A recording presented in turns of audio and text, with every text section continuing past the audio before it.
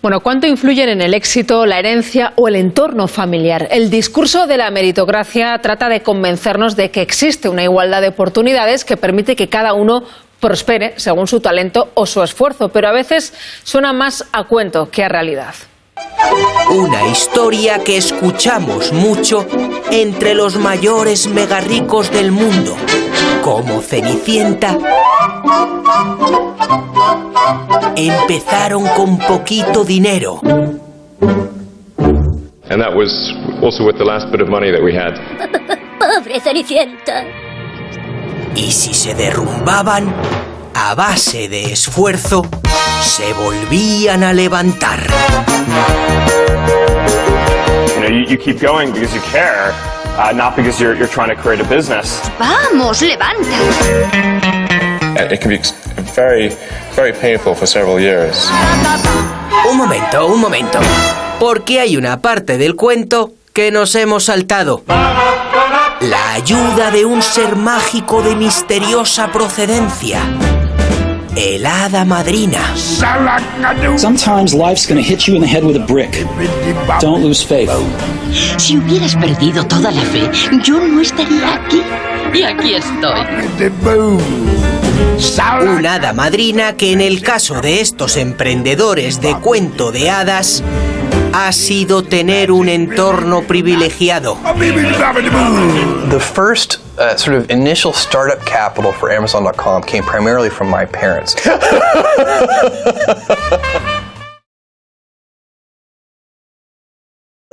¿Cómo ha evolucionado este problema en los últimos 10 años aproximadamente?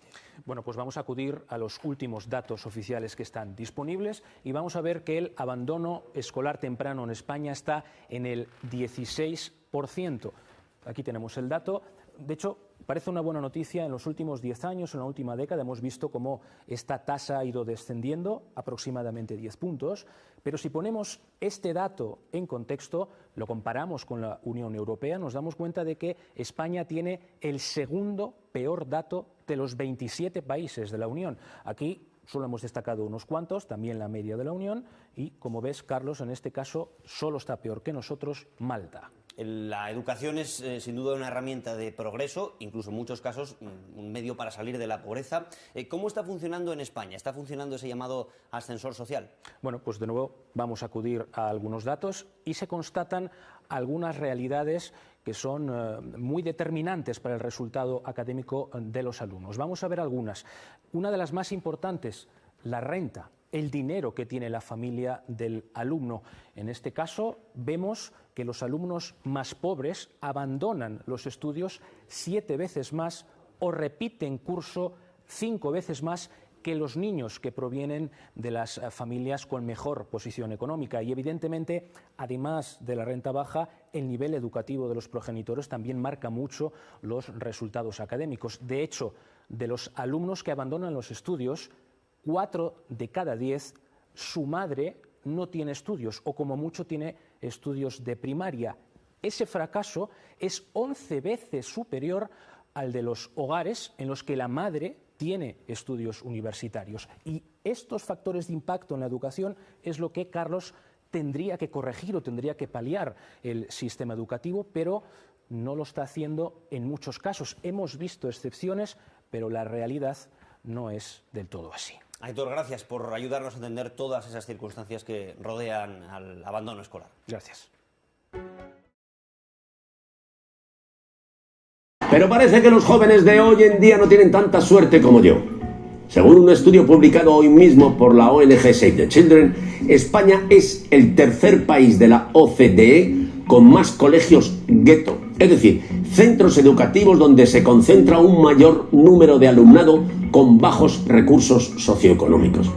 España solo está por debajo de Turquía y Lituania, que son dos países con los que no quieres compartir grupo a no ser que sea en la fase de clasificación del Mundial de Fútbol. Y esto no sucede al azar.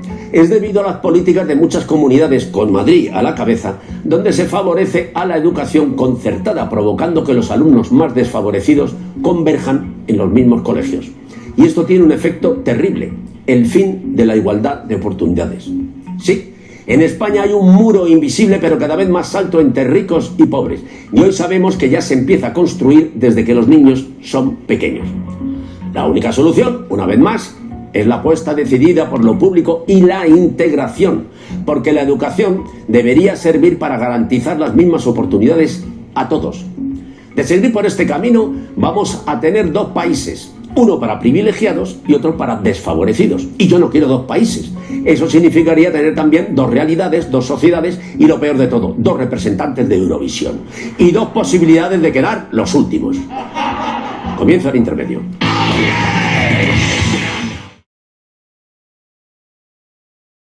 Sí, yo quería comentar hasta qué punto, estas guerras culturales, la educación ha sido como una punta de lanza de la implantación social que ha tenido una apuesta crucial para la implantación social de la derecha en nuestro país.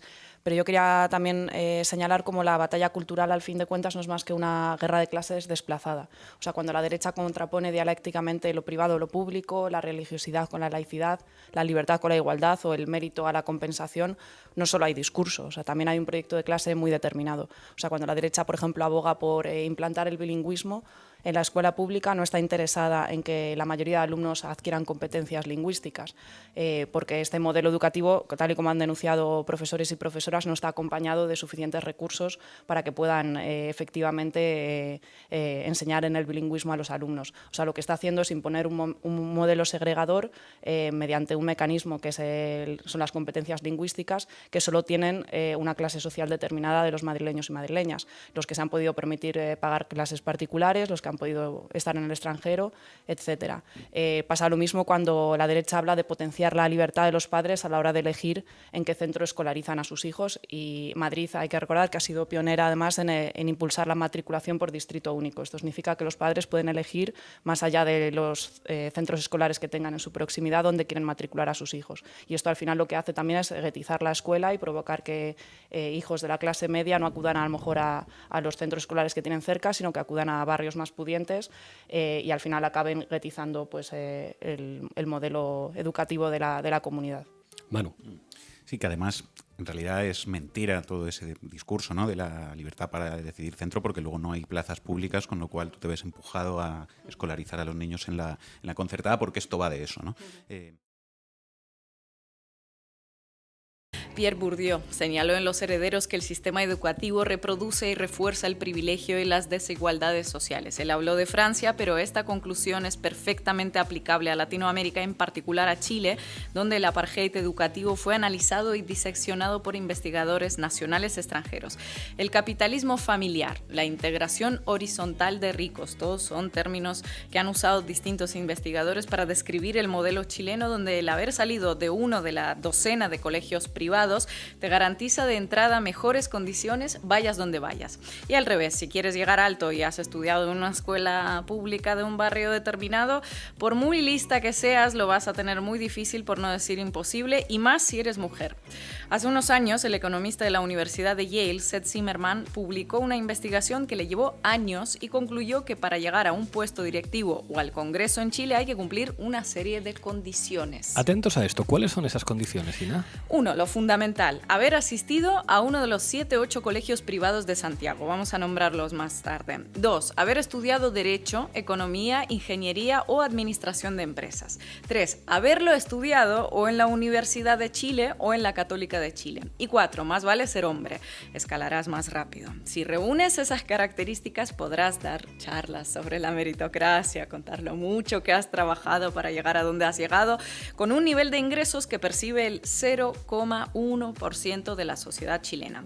Los colegios privados de la élite en Chile representan menos del 1% de todos los centros educativos, pero más de la mitad de miembros de la Cámara de Diputados, de ministros y de gerentes de grandes empresas fueron educados en alguno de esos establecimientos. Colegios como Verbo Divino, St. George's College o Tabancura son algunos de ellos. Según Zimmerman, sus egresados acaparan más de la mitad de casi 4.000 puestos directivos del país. Es decir, tenemos un sector social adinerado que compra el acceso a la buena educación y junto con ello el billete a la buena vida. El acceso a estos colegios puede llegar a costar, atención, hasta $30.000 al año, una cifra que para la aplastante mayoría de los chilenos es absolutamente inverosímil. Pero claro, luego el relato que se instala es que los ricos triunfan porque son listísimos, talentosos y más listos que nadie y muy trabajadores. Obvio. La Organización para la Cooperación y el Desarrollo calculó que en Chile un niño de una familia pobre necesitaría por lo menos 6 generaciones para alcanzar un nivel medio de ingresos. Tomaría al menos 180 años para que un niño de una familia con ingresos bajos suba a un nivel medio. Todo esto es muestra de la ausencia absoluta de movilidad social. Los ingresos, la profesión, el nivel educativo se transmiten de una generación a otro, se podría decir que se heredan. En 2014, el exministro chileno Nicolás Eizaguirre se refirió a un fenómeno de baja movilidad social e hizo trizas el relato sobre la meritocracia al recordar su experiencia como egresado del Colegio Verbo Divino, que ya mencionamos antes. Dijo literalmente lo siguiente: les puedo decir que muchos alumnos de mi clase eran completamente idiotas. Hoy son gerentes de empresas. Lógico, si tenían redes. En esta sociedad no hay meritocracia de ninguna especie.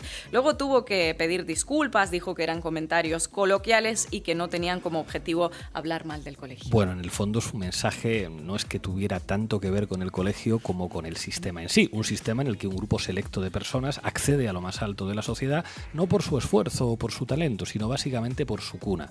Están en su burbuja, tejen sus redes allí mismo, se contratan, se ascienden, se nombran en distintos cargos entre ellos y no dejan entrar a nadie más. Y además se casan y se reproducen entre ellos. Quizá por eso Eizaguirre pensaba que su colegio estaba lleno de idiotas.